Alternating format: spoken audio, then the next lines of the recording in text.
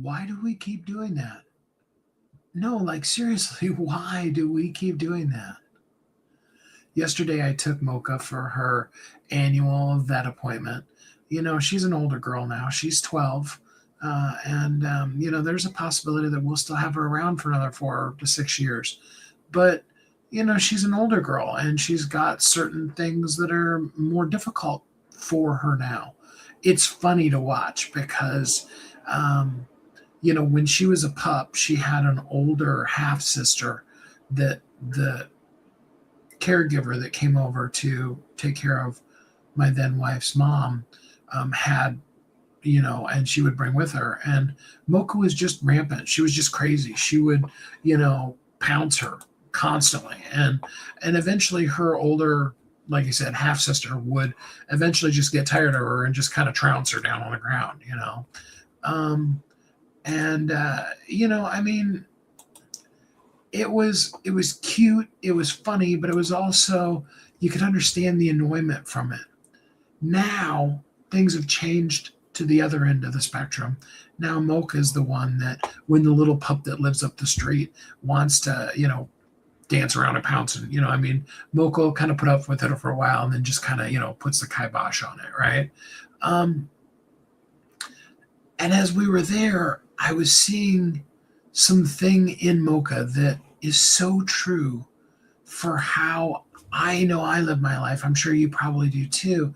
And that is that concept of having different habits that we have that, we're not even totally sure why we do them.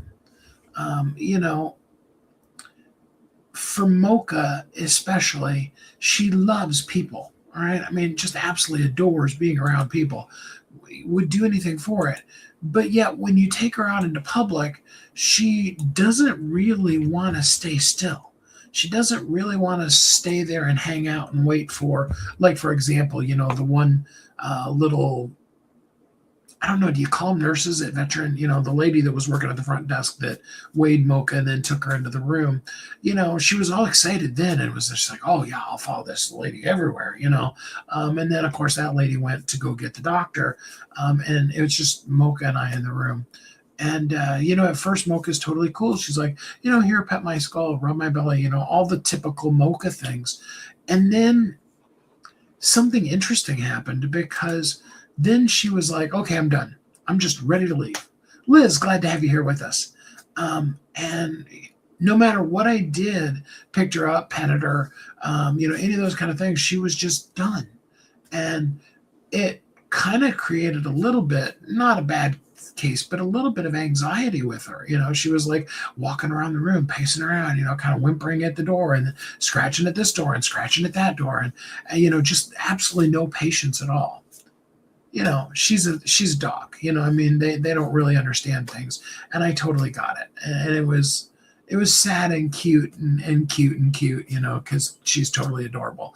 But the interesting part about it was what I had, the thoughts I was having in my own mind, and that's what are the things that we want in life, and then when we get them, when we're out in public, when we are with people, when we're getting the attention that we've been asking for, we really don't like it.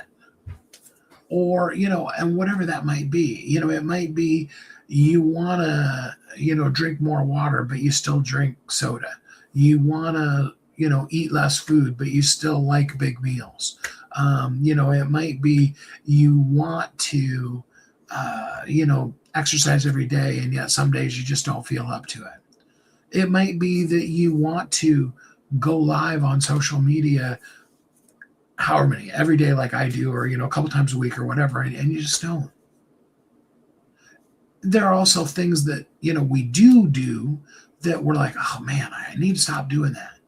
I need to stop having, for me, and I had to do this one, it's just like, okay, just no sugar, no flour, just can't have them. Just had to cut them out completely.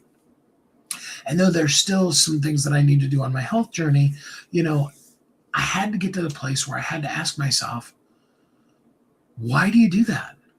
Like, why do you keep doing that? I mean, seriously, you've gotten to the place with And first it was soda, and then I, got off of my massive Mountain Dew addiction, and then it was sugar, kind of a replacement for that.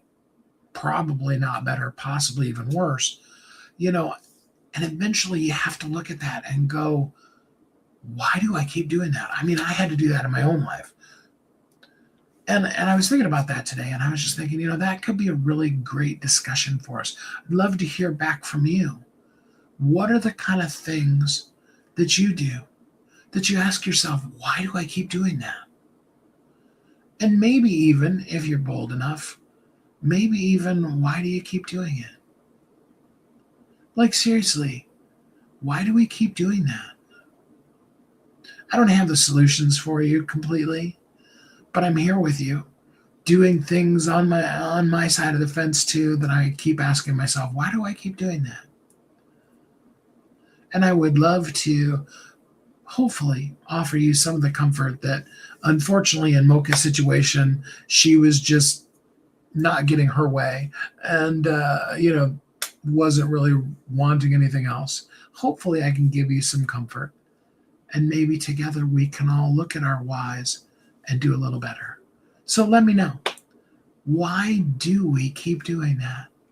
What are the things you keep doing, and why do you keep doing them? I hope you're happy, safe, warm, and loved. And then until we're together again next time, you have a great week.